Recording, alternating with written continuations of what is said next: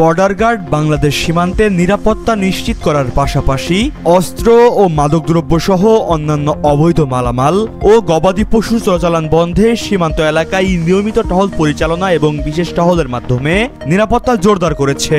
নিজস্ব প্রতিবেদক ওহিদুজ্জামান রিপনের পাঠানো তথ্য ও ভিডিও চিত্রে জানা যায়, গোপন তথ্যের ভিত্তিতে 28 ফেব্রুয়ারি 2025 তারিখ সকাল আনুমানিক 5:30 মনোহরপুর বিউপির দায়িত্বপূর্ণ সীমান্ত এলাকায় গোপন তথ্যের ভিত্তিতে একটি বিশেষ টহল দল চাঁপাইনবাবগঞ্জ জেলার শিবগঞ্জ থানাধীন দুর্লভপুর ইউনিয়নের ঝাইলপাড়া এলাকায় অভিযান পরিচালনা করে অবৈধ ও চোরাচালানকৃত 30টি ভারতীয় মোবাইল উদ্ধার করে।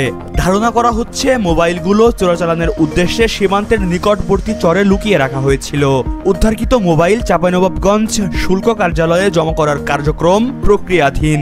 এ ব্যাপারে চাঁপাইনবাবগঞ্জ ব্যাটালিয়ন 53 এর অধিনায়ক লেফটেন্যান্ট কর্নেল মোহাম্মদ মনিরুজ্জামান পিএসসিকে বিষয়টির সত্যতা নিশ্চিত করে বলেন, চাঁপাইনবাবগঞ্জ ব্যাটালিয়ন 53 বিজিবি সীমান্ত এলাকায় অবৈধ ও চোরাচালানকৃত মোবাইল, অন্যান্য মালামাল এবং মাদকদ্রব্য চোরাচালানের বিরুদ্ধে জিরো টলারেন্স নীতি বাস্তবায়নে সর্বদা সচেষ্ট রয়েছে এবং এই কার্যক্রম অব্যাহত থাকবে। মুহিবুল্লাহ নাহিন, প্রহর 24।